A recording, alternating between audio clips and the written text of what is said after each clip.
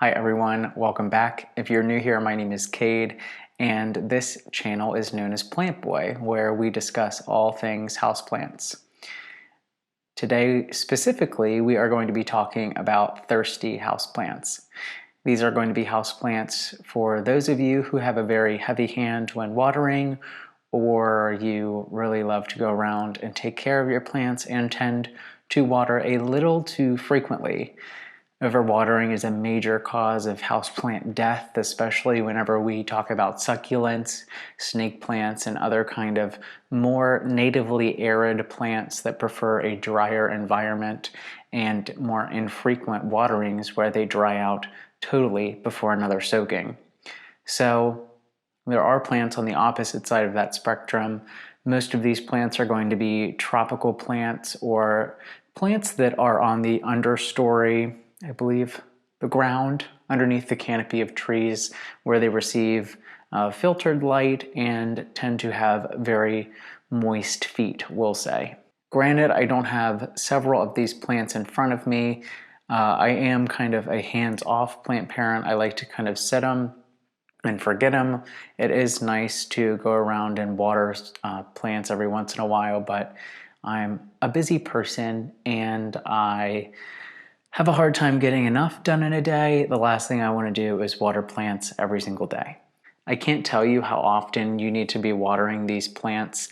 All I can really say is that all of these plants on this list prefer to stay moist, not wet, and not dry.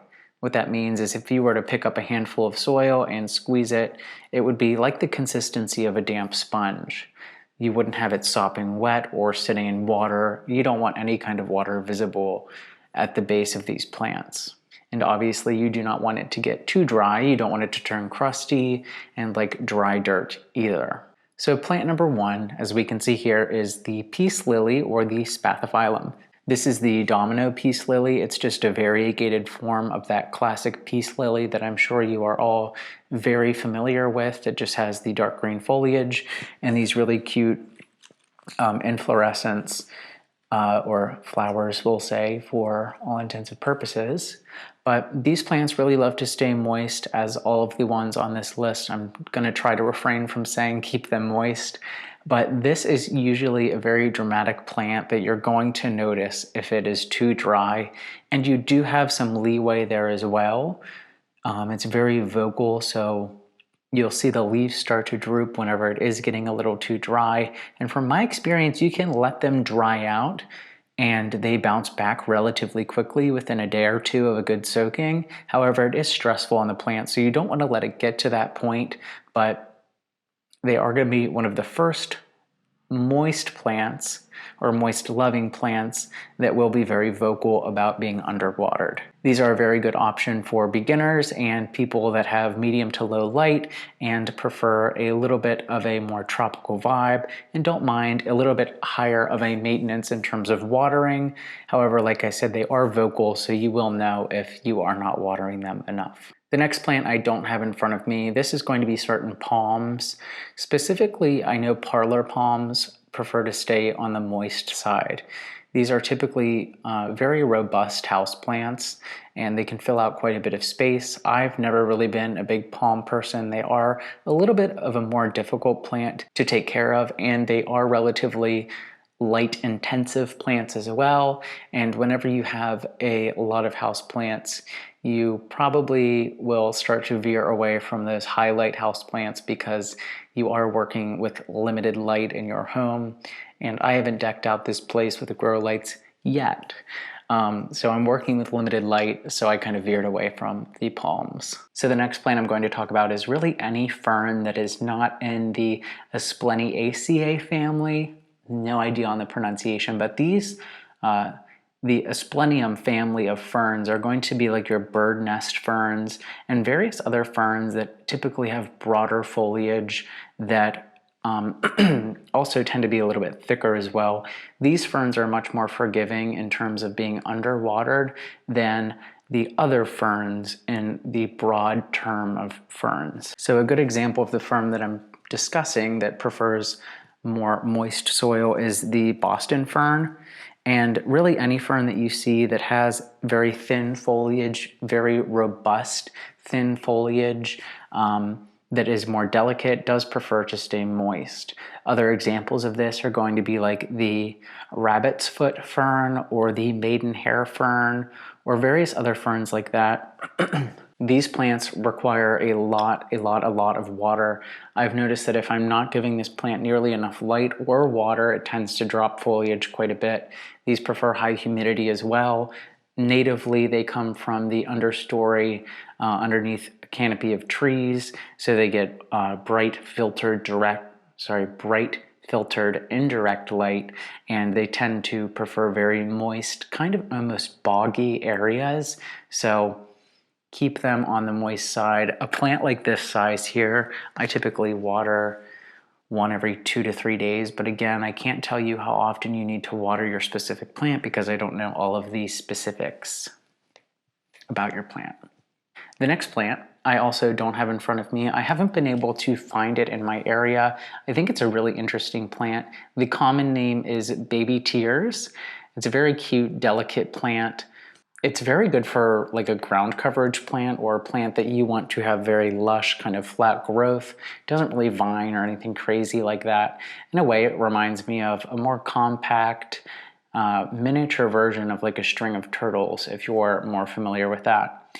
These plants could almost sit in water. They prefer very boggy, marshy areas, and you definitely do not want to underwater these plants. They will die very quickly.